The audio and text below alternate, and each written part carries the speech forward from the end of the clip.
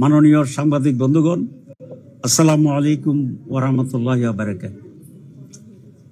আজকে মূলত আমি এসেছি আমার কনস্টিটিউয়েন্সির বিষয়ে কিছু আলাপ করার জন্য। আমার কনস্টিটিউয়েন্সি হচ্ছে কুমিল্লা 11-14 গ্রাম। এটা একটি উপজেলা, একটা কনস্টিটিউয়েন্সি ছিল এবং ভোটার সংখ্যা হচ্ছে 4,20,000। সরকারের বর্তমান যে নীতিমালা, যে এভারেজ ভোট সংখ্যা 4 লাখের উপরে হইতে হবে, তো 14 গ্রাম সেটা স্যাটিসফাই করে। কিন্তু হঠাৎ করে তাদের খসড়া যে প্রস্তাব, সেখানে দেখলাম যে 14 গ্রাম উপজেলা ঠিক রেখেছে, প্লাস আমার দক্ষিণ পশ্চিমের একটি উপজেলা যেটার নাম সদর দক্ষিণ কুমিল্লার, সেটাকেও 14 সাথে সংযোজিত করেছে। এতে করে সেখান থেকে 1,20,000 ভোট আবার এই কনস্টিটিউয়েন্সি সদরের সাথে যোগ হয়ে যায়, তাহলে মোট ভোটের সংখ্যা হয়ে যায় 5.5 লাখ। তো এটার কোনো যুক্তি নেই। তাদের ন্যাশনাল অ্যাভারেজকে আমরা স্যাটিসফাই করি এবং একটা কনস্টিটিউয়েন্সি পুরোটাই ছিল, এটা আমরা ভালোই ছিলাম। তো আজকে সেই বিষয় নিয়েই মূলত আমি কথা বলতে আসছি মাননীয় সিইসির সাথে। উনি যেটা আমাকে বলেছেন, যেটা আমরা খসড়া করেছি, আমরা শুনানি করব এবং শুনানির পরেই যে জাস্টিফাইড হয় সেটাকেই আমরা বিবেচনা করব। This is not the final. আমরা ইতিমধ্যে একটা দরখাস্ত দিয়েছি, আগে 14 গ্রাম যে একক ছিল সেভাবেই কনস্টিটিউয়েন্সিটাকে ঠিক রাখার জন্য, কোনো ধরনের পরিবর্তন আনার জন্য। তো স্বাভাবিকভাবেই কিছু দেশের কথা, নির্বাচনের কথা তো আসছে। তো আমরা বলেছি জামাত ইসলামী সবসময় নির্বাচনের পক্ষে, এবং ফেব্রুয়ারি মাসে যে নির্বাচনের তারিখ ঘোষণা করা হয়েছে সেই তারিখের ব্যাপারে জামাতের মৌলিক কোনো আপত্তি নেই। কারণ আমরা আগে থেকে বলছিলাম যে নির্বাচন ফেব্রুয়ারিতে হতে পারে, এপ্রিলে হতে পারে। পরে আমাদের আমির ডক্টর শফিকুর রহমান আরেকটা মিটিংয়ে বলেছিলেন যেটা রমজানের আগে হইলেই ভালো হয়। আমরা কখনোই ডিকটেট করতে চাইনি, কিন্তু আমরা আমাদের জাতির পক্ষ থেকে উত্তম যেটি প্রস্তাব সেটি দিতে চেয়েছি। তো সুতরাং ফেব্রুয়ারি 1st উইকে নির্বাচন হবে, এখানে আমাদের কোনো আপত্তি নেই এবং জামাত ইসলামী সেই নির্বাচনের তারিখকে আমরা ওয়েলকাম করেছি, আমরা ইতিবাচক বলেছি। কিন্তু আমাদের কিছু অবজারভেশন আছে। 1 নম্বর কথা হচ্ছে, অতীতে যখনই ডেমোক্রেটিক গভর্নমেন্ট ছিল,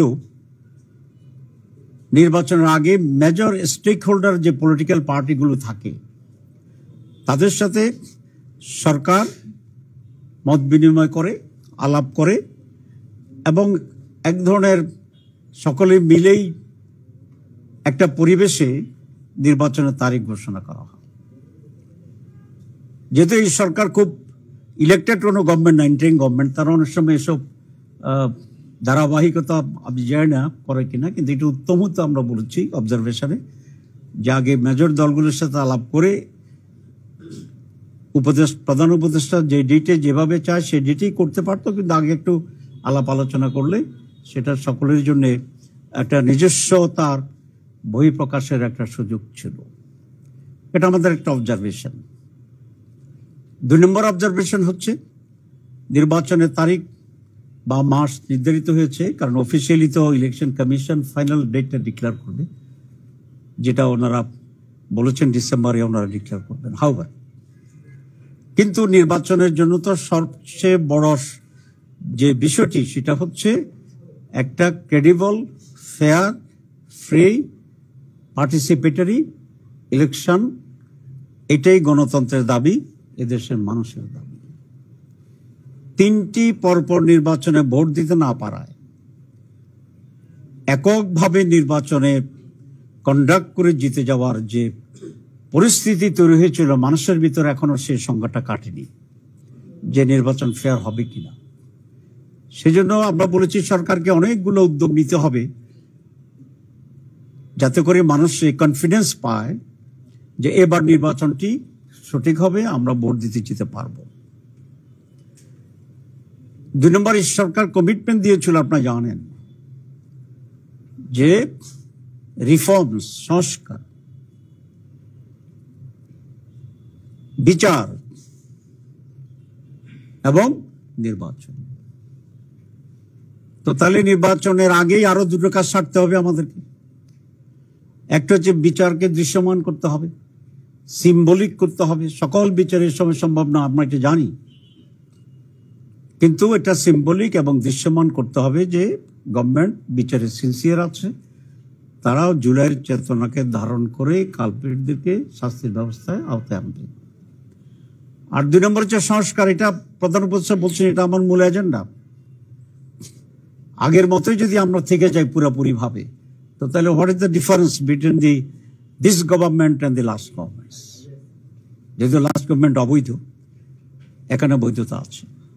আর আপনারা জানেন যে প্রায় 2 মাস আমরা সংস্কারের ব্যাপারে অনেকগুলো দল একসাথে বসে এক্সারসাইজ করেছি, আমাকেও প্রচুর সময় দিতে হয়েছে, আমরা ঐক্যমত্যেও পৌঁছতে পেরেছি।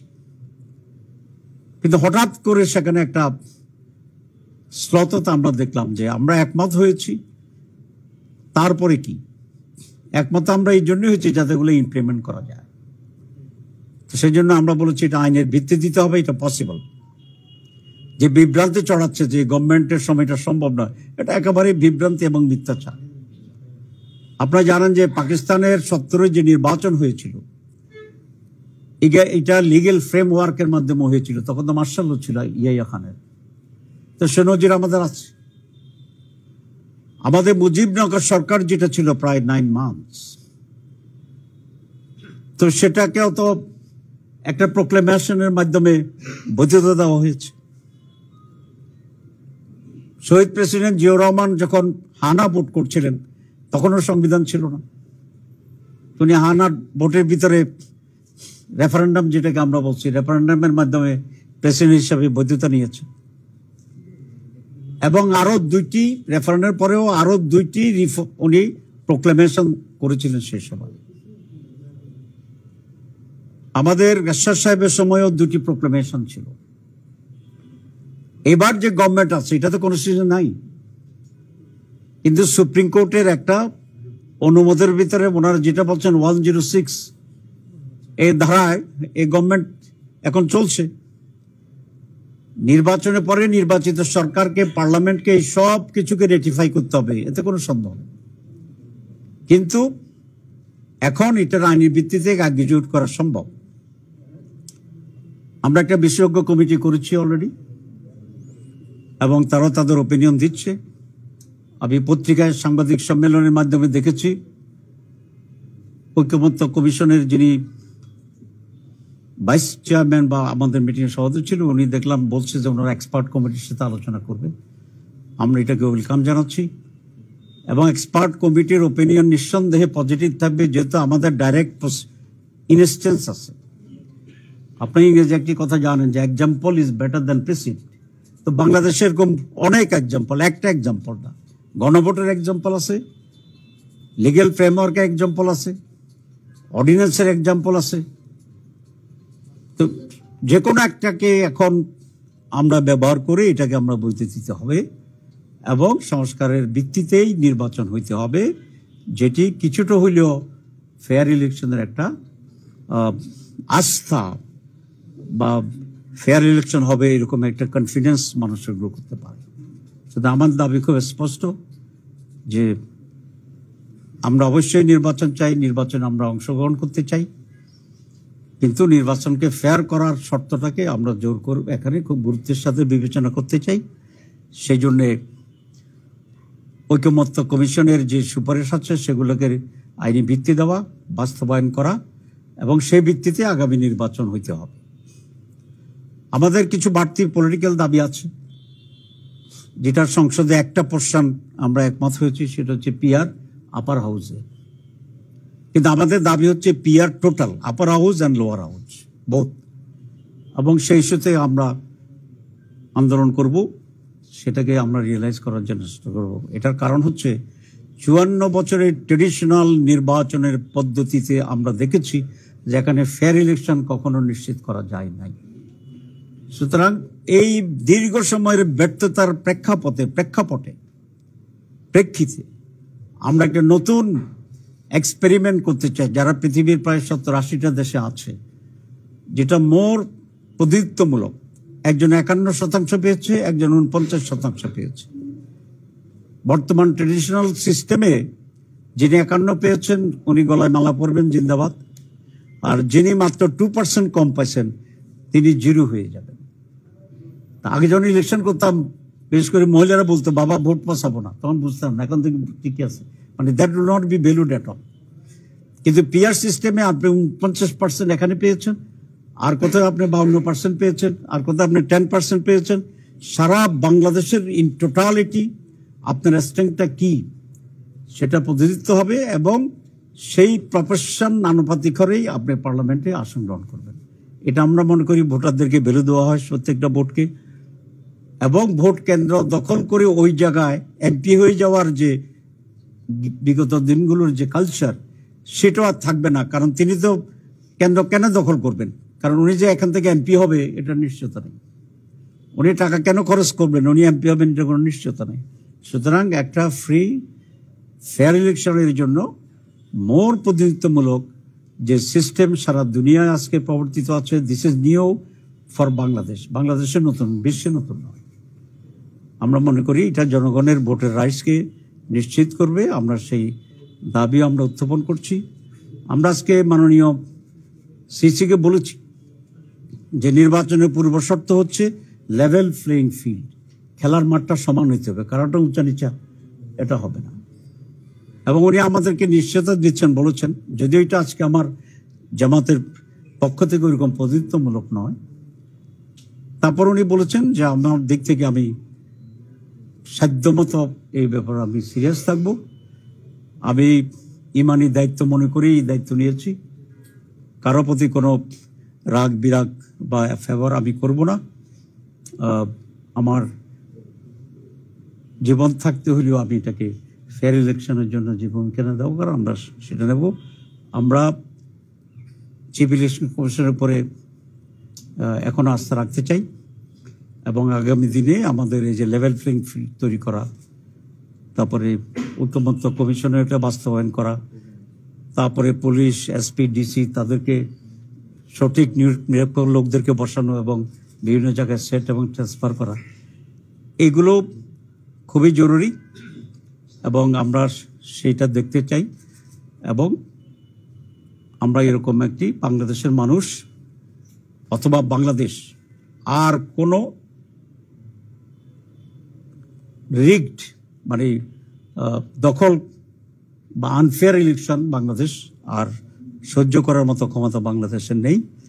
এরকম কোনো কিছু হলে এদেশের মানুষ আবার রাস্তায় নামবে এবং কোনো দখলীয় নির্বাচনকে এদেশের মানুষ গ্রহণ করবে না। আপনাদের সবাইকে ধন্যবাদ। আপনারা সবসময় বলেন যে সংস্কার এবং যে বিচারিক প্রক্রিয়া এটা দৃশ্যমান হতে হবে, এইটা আসলে মাপকাঠিটা কি আপনাদের কাছে? এটা মাপকাঠি সংস্কারের ব্যাপারে তো একটা মাপকাঠি আপাতত হয়েছে, যদি এটা সম্পূর্ণ নয় আর অনেক সংস্কার প্রয়োজন হবে। সেগুলো হচ্ছে বাংলাদেশের রাজনৈতিক দলগুলো বসে সরকারের কমিশন সহ আমরা যে কতিপয় বিষয়ে একমত হয়েছি, আপাতত এগুলাই আমি এটাকে মাপকাঠি বলতে চাচ্ছি, যদিও দিস ইজ নট ফাইনাল। কারণ আমরা ক্ষমতা গেলে আমরা আরো অনেক বেশি সংস্কার করব ইনশাআল্লাহ। তো এগুলো অ্যাটলিস্ট বাস্তবায়ন করা দরকার এবং এর ভিত্তিতে নির্বাচন হইতে হবে। আইন শৃঙ্খলার ব্যাপারে আমাদের আলোচনা হয়েছে। উনি এক্ষেত্রেও বলেছেন যে সীমাবদ্ধতা আছে, এটা উনিও বলেছেন, আমরাও বলেছি। কিন্তু উনি আশ্বস্ত করেছেন যে এ ব্যাপারে আরও শক্তি বৃদ্ধি করা এবং তাদেরকে মোটিভেট করা, এসব ব্যাপারে তারা কাজ করছেন এবং তারা হোপফুল যে সকলে মিলে এরকম একটা পরিস্থিতি তারা ইমপ্রুভ করতে পারবে। কিন্তু আমরা আমাদের কনসার্ন সেটা আমরা পেশ করছি যে এখানে আইনশৃঙ্খলা পরিস্থিতি এখনো সুষ্ঠু নির্বাচনের লেভেলে পৌঁছায়নি। জুলাই সনদে আপনারা স্বাক্ষর করবেন? ডিপেন্ডস। শর্ত আমরা যে কারণে জুলাই সনদ তৈরি হয়েছে, আলী রিয়াজ সাহেবের প্রথম দিনের উদ্বোধনী বক্তব্যটা আমি আশা করি আপনারা সংগ্রহ করবেন, যে এখানে সংস্কার করতে হবে। যদি যে সংস্কারে আমরা একমত হয়েছি সেটা যদি আইনি ভিত্তি দেওয়া হয় এবং সেই পরিপ্রেক্ষিতে নির্বাচনের ব্যবস্থা গ্রহণ করা হয়, তাহলে আমরা অবশ্যই সিগনেচার করব। কিন্তু অর্থহীন একটা কাগজে সিগনেচার করার কোনো মানে নেই।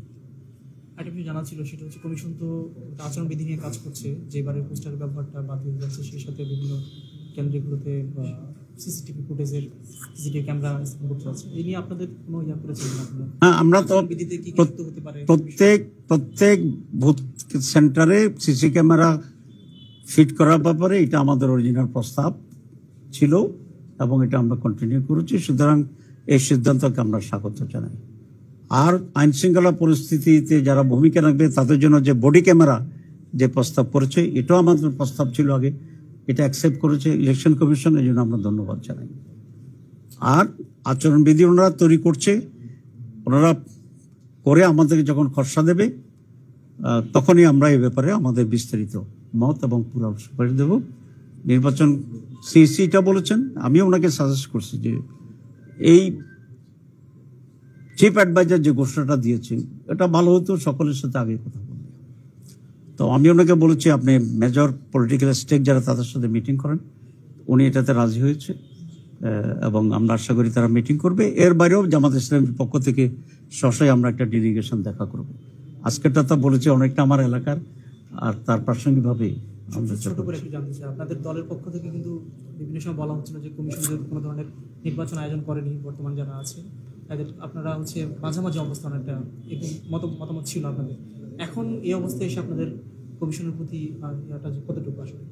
না, আমরা তো বলেছি কমিশনের এখন পর্যন্ত কমিশনের যতটুকু ভূমিকা সে ব্যাপারে আমাদের কোনো আপত্তি নেই।